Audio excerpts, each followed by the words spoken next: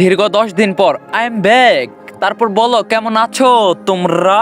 যাই হোক, তোমাদের মাঝে আবারও নতুন গল্প নিয়ে এসে পড়লাম। তো বেশি কথা না কয়ে শুরু করা যাক। 12 বছর পর দেশে আসলাম। এসে দেখি আমার বউ কবুল বলে আমার ছোট ভাইকে বিয়ে করলো। এই রিয়া, তুমি 3বার কবুল বলে আবার কাকে বিয়ে করলে শুনি? আমি তো তোমার স্বামী আছি। আমার মুখে এই কথাটি শুনে সবাই চমকে উঠলো সাথে সাথে, আর সবাই আমাকে ঘিরে ধরে। রিয়া বলল, তুমি বেঁচে আছো এখনো? তুমি তো মারা গিয়েছো। তখন আমি বললাম, আমি মারা গিয়েছি মানে কি বলছো এইসব তুমি? তখন রিয়া বলল, এই সত্যি করে বলো তুমি কে? আরে আমি তোমার স্বামী রাফি। আর কে তোমাকে বলছে আমি মারা গিয়েছি? তখন রিয়া বলল, এইসব মিথ্যা বানোয়াট কথা বলবেন না। আমার স্বামী বিদেশ একটি দুর্ঘটনায় মারা গিয়েছে, কয়েক বছর হলো। তাকে মাটিও দিয়েছি। রিয়ার কথা শেষ হতে না হতেই দেখতে পারলাম আমার বাবা মা সেখানে চলে এসেছে। অনেক দিন পরে বাবা মাকে দেখতে পেয়ে জড়িয়ে ধরলাম, কিন্তু আমি লক্ষ্য করলাম তারা আমাকে কোনো পাত্তাই দিচ্ছে না। তখন জিজ্ঞাসা করলাম, মা বাবা তোমরা কেমন আছো? সাথে সাথে আমার মা বাবা বলে উঠলো, কে তুমি বাবা, আর এখানে কেন এসেছো? তুমি তো প্রায় আমার ছেলে রাফির মতোই দেখতে। তখন আমি বললাম, মা আমি তোমার সন্তান রাফি। তখন আমার মা বলল, না এটা হতে পারে না, কারণ? তখন আমি বললাম, কি কারণ মা, একটু বলবে দয়া করে? তখন আমার মা বলল, কারণটা হলো আমার সন্তান কয়েক বছর আগে প্রবাসে একটি রাস্তার দুর্ঘটনায় মারা গিয়েছে। তখন আমি বললাম, আরে আমি মারা যাইনি, সেখানকার কিছু পুলিশ আমাকে বিনা কারণে জেলে নিয়ে গিয়েছিল। তখন আমার মা বলল, তবে আমরা যাকে মাটি দিয়ে আসলাম সে কে? আর তুমি যে রাফি, তার প্রমাণ কি? তখন আমি বললাম, আরে কি প্রমাণ দিতে হবে শুনি? আমি যে তোমাদের সন্তান এটাই তো অনেক। তখন আমার ছোট ভাই হাসিব বলে উঠলো, আপনি কি চলে যাবেন এখান থেকে, নাকি পুলিশের ব্যবস্থা করব আমরা? তখন আমি বললাম, আরে হাসিব তুই এত রেগে যাচ্ছিস কেন? হাসিব বলল, এই কে আপনার ভাই? হ্যাঁ আমার ভাই মারা গিয়েছে।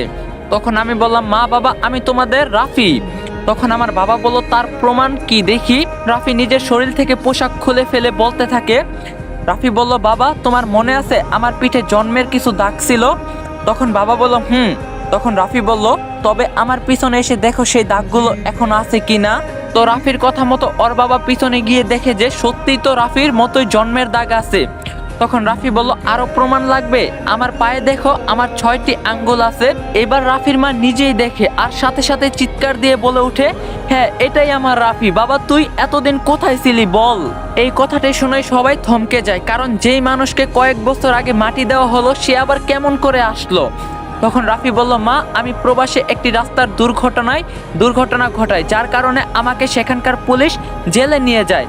তারপরে আমার 4 বছরের জেল হয়। তো জেল খাটার পরে ওরাই আমাকে দেশে পাঠাইয়া দেয়। তখন রাফির মা বলল, তবে আমরা যাকে রাফি ভেবে মাটি দিয়েছি সে কে? তখন রাফি বলল, আমি জানি না মা। কেন তোমরা কি ওকে চিনো নাই? রাফির মা বলল, কেমন করে চিনবো, ওর মুখ তো বোঝাই যাচ্ছিল না। তখন রাফি বলল, কি মা, রিয়ার সাথে হাসিবের বিয়ে হচ্ছে কেন আমি থাকতে? গাইস এই ভিডিওটি স্পন্সর করছে 1x। তোমরা তো 1x এর নাম শুনছোই। 1x হলো নাম্বার 1 ট্রাস্টেড সাইট। তোমার যদি ক্রিকেটে জ্ঞান থাকে তাহলে তুমি ক্রিকেট থেকে ভালো টাকা আর্ন করতে পারবা। তোমার যদি ফুটবলে ভালো জ্ঞান থাকে তোমরা ফুটবল থেকে ভালো টাকা আর্ন করতে পারবা। এছাড়াও সেখানে অনেক প্রকার গেম আছে যেটা খেলে তোমরা টাকা আর্ন করতে পারবা। এবং আমার প্রোমো কোড ইউজ করে ফার্স্ট ডিপোজিটে 200% বোনাস পেয়ে যাবা। সাথে আছে আইফোন 14 প্রো ম্যাক্স জেতার সুযোগ। সো লিংক থাকবে পিন কমেন্টে। তখন রাফির মা বলল, বাবা রে থাক এইসব আর বলিস না।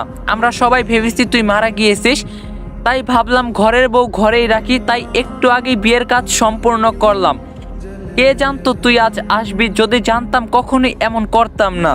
মায়ের মুখে কথাটি শোনার সাথে সাথে পায়ের নিচের থেকে কেমন জানি মাটিটা সরে গেল। রাফি বলল, বিয়ে তো হয়েছে শুধুমাত্র, আর কিছু তো হয়নি। হাসিব ডিভোর্স দিলেই তো হচ্ছে। তখন হাসিব বলল, ডিভোর্স মানে কিসের ডিভোর্স? হ্যাঁ। তখন রাফি বলল, তুই রিয়াকে ডিভোর্স দিবি, কারণ রিয়া আমার বউ। সাথে সাথে রিয়া বলে ওঠে, এই যে রাফি, আমি আপনার সাথে থাকতে চাই না, কারণ আমারও হাসিবের বিয়ে হয়ে গিয়েছে। তখন রাফি বলল, বাসর তো হয়নি। তখন হাসিব বলল, হয়নি, তবে হবে, কোনো সমস্যা নাই। তখন রাফি বলল, হাসিব তুই দেখি মুখে মুখে তর্ক করিস, বড়দের সম্মান করতে হয় জানিস না? তখন রাফির মা বলল, এই তোরা সবাই চুপ করবি। তখন রাফি বলল, মা তুমি হাসিবকে বোঝাও যে রিয়া তোর বড় ভাইয়ের বউ। তখন রিয়া বলল, মা বুঝিয়ে কি হবে, হ্যাঁ আমি আর তোমাকে চাই না। তখন রাফি বলল, কেন শুনি? তখন রিয়া বলল কারণ এটাই আমি এখন হাসিবকে ভালোবাসি। হাসিব চলো রুমে চলো, এখানে যতই থাকবো শুধুমাত্র টাইম নষ্ট হবে। কথাটি বলে যখন রিয়া হাসিবের হাতটি ধরে রুমের দিকে যাবে এমন সময় রাফি রিয়ার হাত ধরে ফেলে। রাফি বলল, রিয়া দাঁড়াও, আমাকে ছেড়ে এইভাবে যেতে পারো না। যেই না রিয়ার হাতটি ধরে এই কথাটি বলছে তার সাথে সাথে রিয়া ঠাস ঠাস করে থাপ্পড় দিয়ে ওঠে। এটা করে না পরপুরুষের বউয়ের হাত ধরেন। রিয়ার এমন রাগ দেখে রীতিমতো সবাই আশ্চর্য হয়ে ওঠে। তখন রাফি বলল, তুমি আমাকে থাপ্পড় দিলে? তখন রিয়া বলল, দিয়েছি, আবার বেয়াদবি করলে আবার দিব। কথাটি বলে হাসিবের হাতটি ধরে হন করে ভিতরে চলে গেল। এমন সময় রাফির মা রাফিকে বলে উঠল, বাবা চিন্তা করিস না, আয় ভিতরায়, খাওয়া দাওয়া কর, চোখ মুখ দেখে বোঝা যাচ্ছে অনেক অনেক খিদা পেয়েছে তোর। কথাটি শুনেই রাফি মনে মনে বলতে থাকে, আমার বউয়ের বিয়ে আমাকে খাওয়াবে, বাহ। তখন রাফি বলল, না আমি খাবো না, আমার রুমে নিয়ে চলো, ঘুমিয়ে যাব। রাফির মা বলল, ঠিক আছে বাবা চল।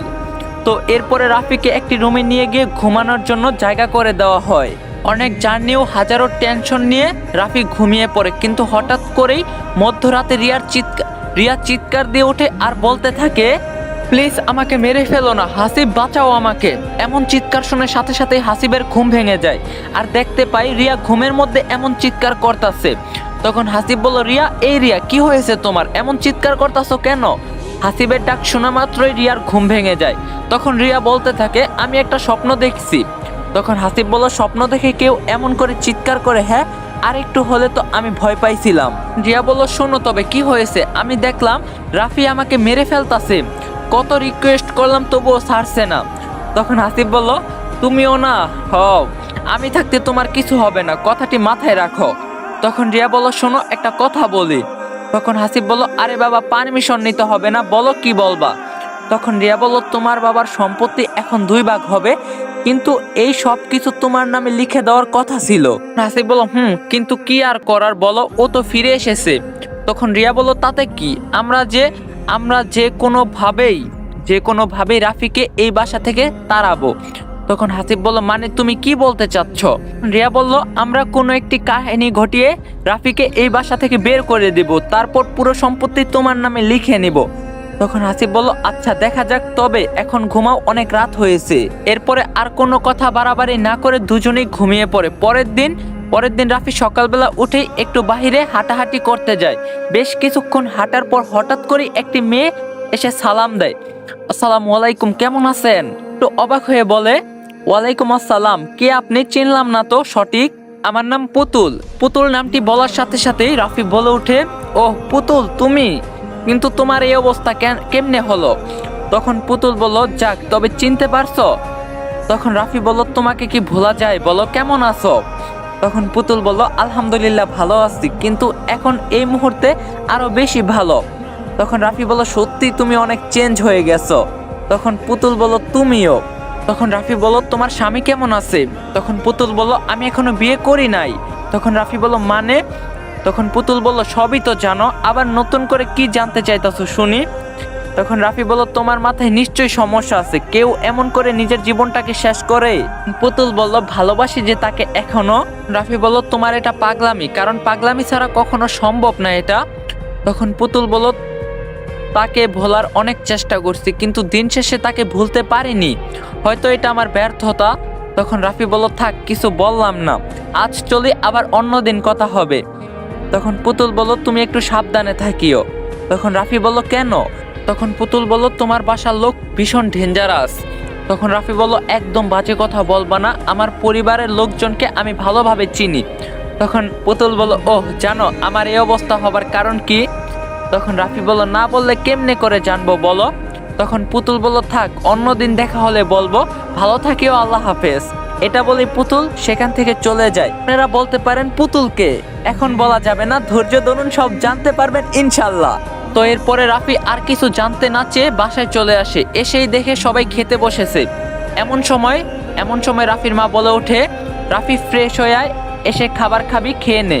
মায়ের কথা মতো রাফি ফ্রেশ হয়ে এসে খেতে বসে সবার সাথে। এমন সময় রাফি তার বাবাকে বলে, বাবা একটা কথা বলার ছিল। তখন রাফির বাবা বলল, বল কি বলবি? তখন রাফি বলল, আমি তো দেশে ফিরে আইছি, এখন ব্যবসা করব, এবং জমিতে চাষবাদ করব। তখন রাফির বাবা বলল, তো এতে আমি কি করব? তখন রাফি বলল, কিছু করতে বলছি না, শুধুমাত্র আমি আমার জমিগুলো দেখায় দাও যেগুলো আমি বিদেশ থাকতে ক্রয় করছি, আর হ্যাঁ 14 লাখ টাকা ক্যাশও দিয়েছি, ওইগুলো দাও, ব্যবসা করব। শুনে রাফির বাবা বলে উঠে, কিসের জমি? তখন রাফি বলল, আমি বিদেশ থাকতে যে জমি কিনছি আমার নামে ওই জমি। তখন রাফির বাবা বলল, সেই জমি তোর একার নামে না, হাসিবও সেখানে পাবে। তখন রাফি বলল, মানে ও পাবে কেন, বুঝলাম না। তখন রাফির বাবা বলল, দুজনের নামে আছে তাই পাবে। তখন রাফি বলল, কিন্তু বাবা এই সব তো আমি নিজের টাকায় কিনেছি। তখন রাফির বাবা বলল, যে 1 বিঘা জমি তার আবার এত কথা? বাবার মুখে 1 বিঘা কথাটা শুনেই রাফি বেশ আশ্চর্য হয়। তখন রাফি বলল, কি বলো 1 বিঘা জমি? আমি তো জমি কিনেছি 11 বিঘা। তখন রাফির বাবা বলল, তুই বললেই হলো। তখন রাফি বলল, আচ্ছা ক্যাশ টাকাগুলো ব্যাংকে রাখতে দিয়েছি, ওইগুলো আমাকে দাও। তখন রাফির বাবা বলল, কোনো টাকা নেই। তখন রাফি বলল, তার মানে তুমি এতদিন আমাকে মিথ্যা বলছো সব? ছি ছি ছি বাবা, তুমি এমন কাজ করতে পারলে আমার সাথে? তখন রাফির বাবা বলল, চুপচাপ খাইতে হলে খা, না হলে যেখান থেকে এসেছিস সেখানে যা। বাবার মুখে কথাটি শুনে রাফির বুকটা কেমন জানি কম্পন দিয়ে উঠল। তখন রাফি বলল, বাহ বাবা বাহ, তুমি কত সুন্দর করে কথা বলতে পারো, আমি ভাবতে পারি নাই তুমি এতটা ছলনাময়ী। এই কথা শুনে রিয়া বলল, হাসিব, তোমার বাবাকে একটা মানুষ অপমান করতেছে আর তুমি মুখ বুজে সহ্য করতেছো, কেমন ছেলে তুমি? তখন রাফি বলল, এই চুপ কর তুই, একটা মানুষ কি রে? তখন রিয়া বলল, কি ভাবছিস তোর এই ধমকে আমি ভয় পাবো আর চুপ করে থাকবো? তখন রাফি বলল, হাসিব ওকে চুপ থাকতে বল, না হলে কখন যে থাপ্পড় দিব নিজেই জানি না। তখন হাসিব বলল, আমার বউ তো মিথ্যা কিছু বলতাছে না, সত্যিই তো তুই বাবাকে অপমান করতাছিস, আবার বড় বড় কথাও বলতাছিস।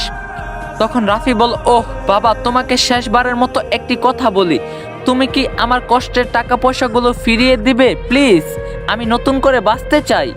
তখন রাফির বাবা বলল, কোনো টাকা নেই। তখন রাফি বলল, মা তুমি তো কিছু বলো বাবাকে।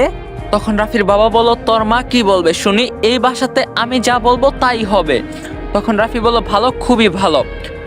আর কোনো তর্ক না করে রাফি নিজের রুমে চলে যায়। খাওয়া দাওয়া না করেই রুমে এসে ভাবতে থাকে, সত্যিই তো পুতুল মিথ্যা কিছু বলে নাই, আমার পরিবারের লোকেরা ভীষণ খারাপ। এমন সময় রাফি লক্ষ্য করে রিয়া তার রুমে এসেছে। এটা দেখে রাফি জিজ্ঞাসা করে, তুই এই রুমে কি করিস? তখন রিয়া বলল, তুই এখান থেকে চলে যা, আমাদের সুখে থাকতে দে প্লিজ। তখন রাফি বলল, ছি রিয়া, তুই যে এমন হয়ে যাবি আমি কখনো কল্পনাও করতে পারি নাই। তখন রিয়া বলল, যা হবার হয়ে গেছে, তুই চলে যা এই বাসা থেকে। তখন রাফি বলল, আশ্চর্য, আমার বাসা থেকে আমি কেন চলে যাব? তখন রিয়া বলল, যাবি কি না? তখন রাফি বলল, যাব না, দেখি তুই কি করতে পারিস। তখন রিয়া বলল, ঠিক আছে, দেখ আমি কি করতে পারি আর না করতে পারি। এই কথাটি বলে রিয়া দরজাটা লাগিয়ে দেয় সাথে সাথে। তখন রাফি বলল, এই দরজা লাগিয়ে দিচ্ছিস কেন? দরজা লাগিয়ে দিয়ে রিয়া এমন একটি কাহিনী ঘটিয়ে ফেলে যার জন্য রাফি মোটেও প্রস্তুত ছিল না। Guys, I am back. তারপর বলো, কেমন আছো তোমরা?